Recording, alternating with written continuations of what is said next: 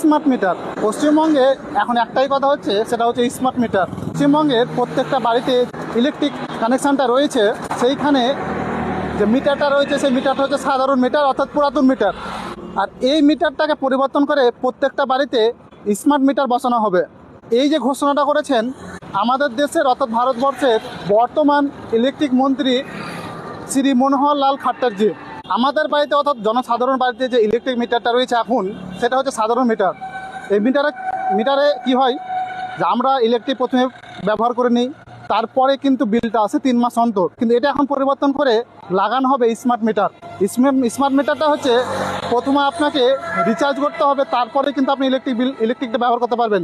কি ধরনের, যে আমাদের কাছে যে মোবাইলটা রয়েছে সেই মোবাইলে কিন্তু আমাদেরকে রিচার্জ করতে হয়। প্রথমে রিচার্জ করার পরে কিন্তু কথা বলতে পারি, ইন্টারনেট ব্যবহার করতে পারি।